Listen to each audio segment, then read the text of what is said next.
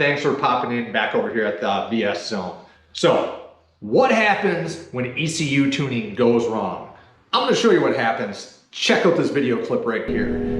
While this video is playing, this rider on this ZX10, I'm filming. The other guy on the bike is on a 2023 ZX10R with similar mods as the bike that I'm on. They're putting out about the same peak horsepower, all right?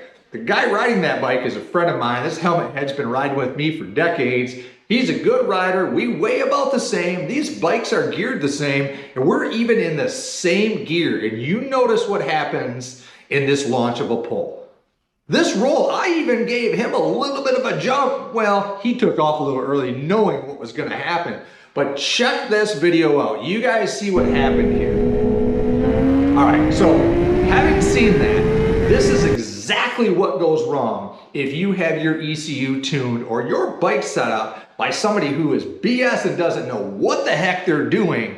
It's the same thing with some of these dyno tuners that are popping up. This bike right here, I'm gonna identify who this guy is, this tuner that supposedly tuned this Gen 6 ZX10R that I'm running against here. These bikes should have been side by side, very, very close. And instead, you could see this was not close. I'm gonna call this guy out in the comments. You guys can check that out and chime in if you want. But this is the heads up to choose wisely who you have tuned your bike and how you have it tuned. If you're gonna mail your ECU out, there is a risk involved. If you're going to go to a tuner who does not have reputable references, I'm not just talking to Squid on the Gixxer who's all busted up. I'm talking to somebody who knows what the heck they're doing, knows how to ride, and has got nice machines with some riding experience as a reference.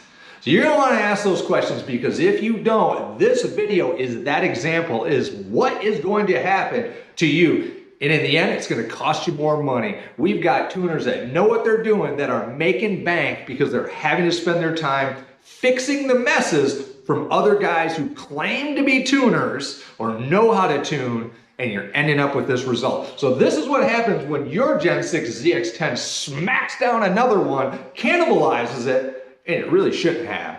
Thanks for checking in back to the BS Zone. More road content, more of this stuff coming. Subscribe, hit the comments, do all that good stuff. See you guys next time.